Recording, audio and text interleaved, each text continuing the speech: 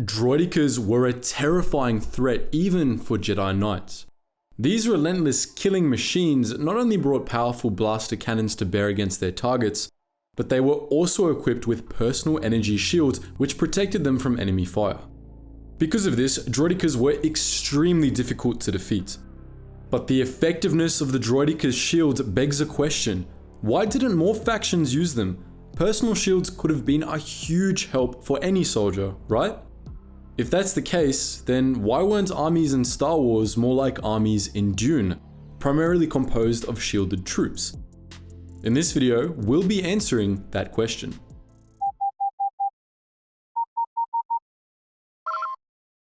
Attention, Sergeant on deck! Before we dive into things, it should be noted that there were a few reasons why Droideka-style shields weren't very common. First and foremost was that they were hazardous to organics. An organic soldier using a Droideka shield for self-defense might not have had to worry about blaster bolts, but they definitely would have had to worry about acute radiation poisoning. On top of that, the sorts of shields used with Droidekas wouldn't have worked well with humanoid droids either, because they would be easy to short out. As many Jedi learned during the Clone Wars, when a shielded Droideka was pushed onto its back, the shield would burn out after sustained contact with the ground due to how the shield was polarized. Because Droidekas were pretty stable unless force pushed, this wasn't a problem for them, but humanoid droids, which fell over more easily, would have encountered some difficulties. But with all that said, personal energy shields that were suitable for organics were actually a thing, though they weren't as effective as Droidekas. These shields were a fairly rare sight, however. During the Clone Wars, clone Commandos had personal shields built into their armor which could absorb incoming blaster fire for a short while before deactivating to recharge. These were a far cry from Droideka shields, which were incredibly hard to short out and thus made Droidekas virtually invulnerable. But the Commandos found them quite useful. The shields built into the Commandos' Katan class armor were also unlike Droideka shields in that they were form-fitting, like personal shields in Dune and in the Halo universe. There were bubble-style shields that existed for organics as well though, such as the ones used by Rebel agent Kyle Katarn during the Galactic Civil War. Katarn's energy shields were powered by a generator on his belt and functioned in a similar fashion to Droideka shields, but just like with those clone Commando shields, they were weaker and much easier to short out. The specific model of shield that Kyle Katarn used was actually more widespread than you'd think. Several of the Imperial agents that Katarn fought on his missions had their own, and there were plenty of outlaws and bounty hunters that also made use of these shields. A more common form of energy shield came in the form of a literal handheld shield.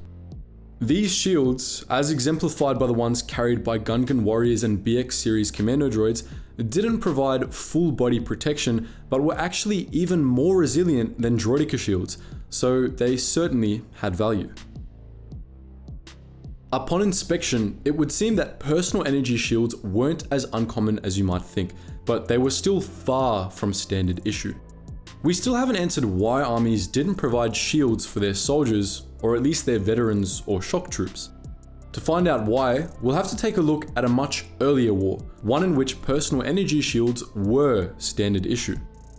Personal energy shields predated the Clone Wars by thousands of years. They were invented a few times by different groups and were adopted early on by several cultures, most notably the Mandalorians and the Echani. The Mandalorians used a unique sort of energy shield, the melee shield, which didn't function like the sorts of shields we're used to, as they were completely useless against energy weapons. This was by design. The Mandalorians already had Beskar armor, and their shields were instead designed to defend against melee weapons or hand-to-hand attacks by creating a barrier against kinetic energy. The Echani, meanwhile, made several different kinds of more traditional energy shields which were of great importance in their combat-centric culture.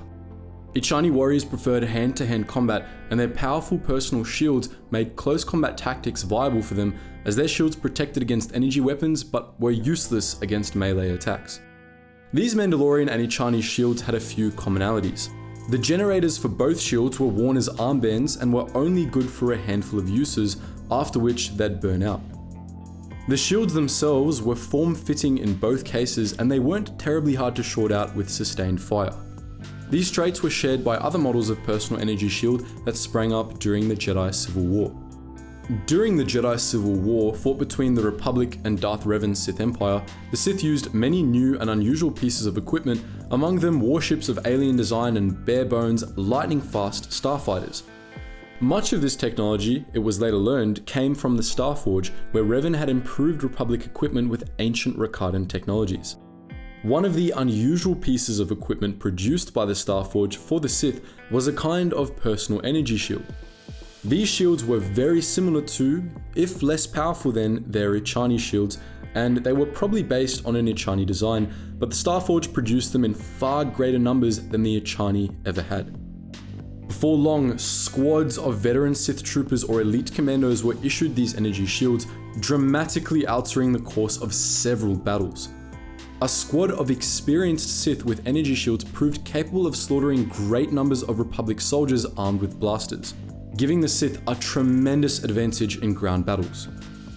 Fortunately for the Republic, its soldiers soon discovered that the Sith's energy shields were useless against melee weapons, and Republic scientists were soon able to reverse engineer the Sith shields. Before long, the Republic began sending out squads of shielded soldiers as well, and improvements on standard military shields were designed by the Arcanians and Verpine.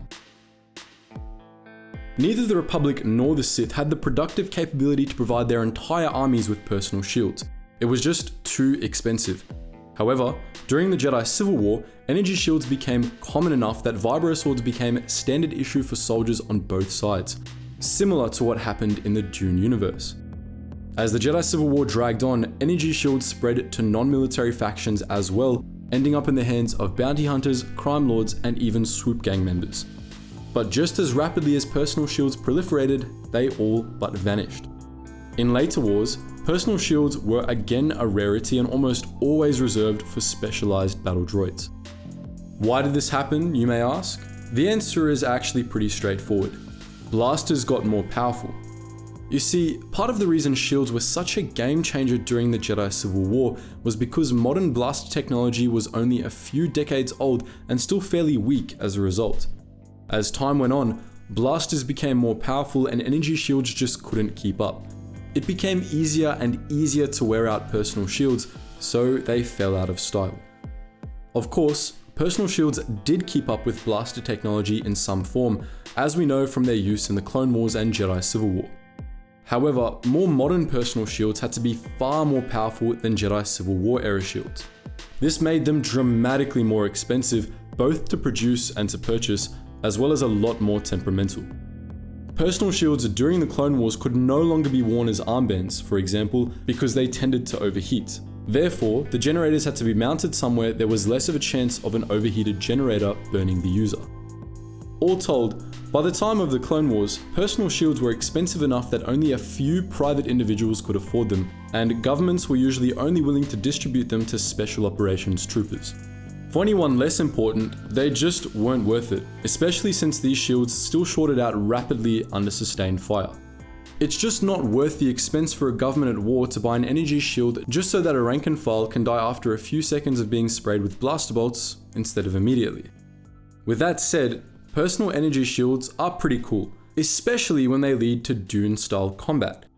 But what do you think? Have you taken the hint and made a mental note to read Dune yet? Feel free to post your thoughts in the comments section below, and as always guys, thank you so much for watching, and I hope to see you in the next video.